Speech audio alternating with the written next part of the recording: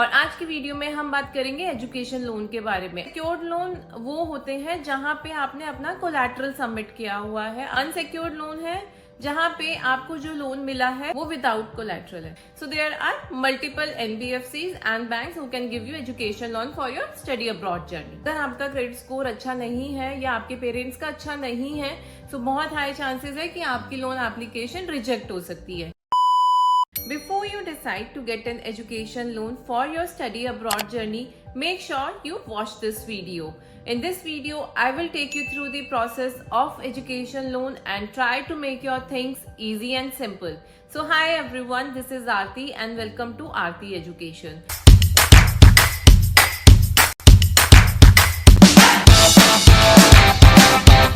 और आज की वीडियो में हम बात करेंगे एजुकेशन लोन के बारे में। आपको क्या चीजें पता होनी चाहिए और आपको कौन से डॉक्यूमेंट्स प्रिपेयर करना है। So first thing is type of education loan. So there are two type of education loan, secured and unsecured. So secured loan वो होते हैं जहां पे आपने अपना कोलैटरल सबमिट किया हुआ है, आपने कोई भी अपना लैंड प्रॉपर्टी के अगेंस्ट लोन लिया है। अनसिक्योर्ड लोन है जहां पे आपको जो लोन मिला है वो विदाउट कोलैटरल है। दोनों का मेजर डिफरेंस अप्रूवल अमाउंट में है। जो कोलैटरल बेस्ड लोन है उसमें आपका अमाउंट वेरी करेगा कि आपकी प्रॉपर्टी का वैल्यूएशन क्या है, और जो अनसिक्योर्ड लोन है उसमें एक लिमिट ऑलरेडी डिसाइडेड होती है बाय द बैंक और मैक्सिमम 7 to 8 लाख का लोन आपको मिल पाता है। और कहाँ से आप ये लोन ले सकते हैं? सो मेजॉरिटी आप लोन बैंक से ले सकते हैं या आप एनबीएफसी से ले सकते हैं। अगर हम कुछ नॉन मार्केट प्लेयर्स की बात करें in terms of education loan, so आप एसबीआई से ले सकते हो, बैंक ऑफ बड़ौदा से ले सकते हो, आईसीआईसीआई से ले सकते हो, HDFC Credila is there, Avanse is there. So there are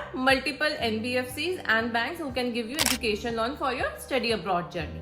Now let's talk about the eligibility criteria. There are 8 to 9 points जिस पे रिलाई करता है कि आपको एजुकेशन लोन मिलेगा या नहीं मिलेगा।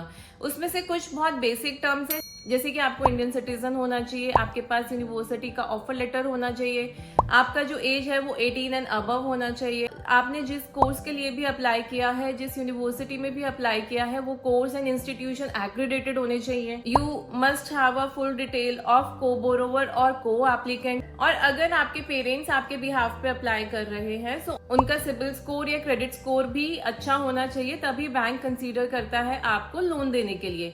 अगर आपका क्रेडिट स्कोर अच्छा नहीं है या आपके पेरेंट्स का अच्छा नहीं है तो बहुत हाई चांसेस है कि आपकी लोन एप्लीकेशन रिजेक्ट हो सकती है। सो ये कुछ पॉइंट्स है जो आपको ध्यान में रखने हैं before applying for an education loan. Next part is document required. There is a list of documents that you need to prepare if you are going for a education loan. So उसके लिए आपको अपना application fill करना है loan के लिए। आपके पास 2 passport size photograph होना चाहिए, आपके सारे एजुकेशन सर्टिफिकेट्स, मार्कशीट आपके पास होने चाहिए। Next is admission letter from your university.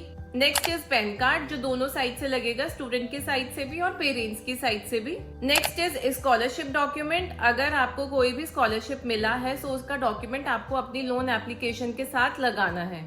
And then age and identity proof. So आपका और आपके पेरेंट्स का Aadhaar card, voter ID card, passport, ये सारी चीजें आपके पास हैंडी होनी चाहिए और ये सारा कुछ आप अपनी लोन एप्लीकेशन के साथ बैंक में सबमिट करोगे। And last is residence proof and income proof. Income proof 2 parts में डिवाइडेड है, documents for salaried person and documents for self employed. Documents for salaried person में आपको सबमिट करना है आपका सैलरी स्लिप्स, आपका फॉर्म 16, या फिर आप ITR भी सबमिट कर सकते हो 2 to 3 years का, and a bank statement. If you are in the category of self employed so उस केस में आपको सबमिट करना है आपका business address proof, TDS certificates and 3 year of ITR and a bank statement. So ये दोनों differ करेंगे, जिस भी कैटेगरी में आप रिलाई करते हो उसके अकॉर्डिंगली आपको ये सारे डॉक्यूमेंट सबमिट करना। अब जैसे मैंने बताया था कि आपके पास 2 टाइप के लोन है। अगर आप कोलैटरल वाले लोन के लिए अप्लाई कर रहे हो तो उस केस में कुछ set of documents extra submit करने हैं सो दैट जो भी आपका कोलैटरल है उसका वेरिफिकेशन हो पाए। उसके लिए आपको सबमिट करना है आपका प्रॉपर्टी डीड, आपका सेल्स एग्रीमेंट, आपकी प्रॉपर्टी का allotment letter, previous chain of sales deed, latest property tax and bills, NOC for mortgage and a approved building plan. And documents required can be vary from bank to bank. तो आपको पहले अपने bank के पास जाना है, list of documents लेके आना है कि आप किस टाइप का लोन अप्लाई कर रहे हो और आपके बैंक को कौन कौन सा डॉक्यूमेंट्स चाहिए होगा। नेक्स्ट डिस्कस करते हैं इंटरेस्ट रेट के बारे में कि आपको कितना इंटरेस्ट पे करना है आपके एजुकेशन लोन के लिए। तो जनरली जो इंटरेस्ट रेट है वो रिलाई करता है कि आप कौन सी कंट्री पढ़ने जा रहे हो, आपका लोन अमाउंट क्या है, आपने कोलैटरल सबमिट किया है या नहीं सबमिट किया है। तो इन सारे फैक्टर्स को कंसीडर करते हुए बैंक आपको आपका इंटरेस्ट रेट बताता है। अगर मैं इन जनरल बात करूं सो अगर आप किसी भी बैंक से लोन लेते हो तो आपको इंटरेस्ट रेट आएगा 9 to 15% for a 15 year loan, और अगर आप किसी भी NBFC से लोन लेते हो तो उनका इंटरेस्ट रेट आएगा 10 to 15% for 20 year of loan. दोनों जगह पे जो इंटरेस्ट रेट है वो वैरी करेगा। इनफैक्ट अगर आप बैंक टू बैंक जाके भी चेक करोगे तो भी इंटरेस्ट आपको अलग मिलेगा। इसीलिए ये सारी चीजें आपको आपकी एप्लीकेशन सबमिट करने से पहले देखना है। अब बात करते हैं expenses covered under your education loan. Generally आपके एजुकेशन लोन में ट्यूशन फी कवर होता है, लिविंग एक्सपेंसेस कवर होते हैं, आपका फ्लाइट टिकट्स भी कवर होता है, examination fees, equipment cost, health insurance, visa fees and some amount for your books. So ये सारी चीजें जनरली होती हैं, but again bank to bank ये डिपेंड करेगा कि आपके लोन में क्या चीज कवर है और क्या चीज नहीं कवर है। सो मेक श्योर ये सारी चीजें आप बैंक से पहले ही क्लियर कर लो कि आपके लोन में क्या क्या चीजें कवर्ड है। एंड लास्टली लेट्स डिस्कस कि आपको लोन कब अप्लाई करना है। अगर आपने मेरी प्रीवियस वीडियोस देखी हैं, मैं हमेशा यही कहती हूँ कि आप एक सफिशिएंट टाइम लेके चलो लोन के लिए। मिनिमम आपके पास 6 to 8 मंथ्स होने चाहिए लोन अप्लाई करने के लिए और उसका अप्रूवल आने के लिए।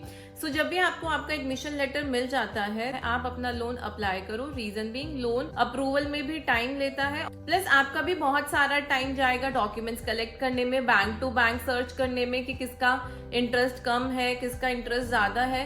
सो ये सारी एक्टिविटी काफी टाइम कंज्यूमिंग है। So whenever you get your admission letter do apply your education loan timely and get that disbursed on time. So I hope I have covered all the major points related to education loan. In case अगर आपको इसके बाद भी कोई doubt है regarding education loan, do mention in the comment section. If you like this video do hit the like button and subscribe to my YouTube channel.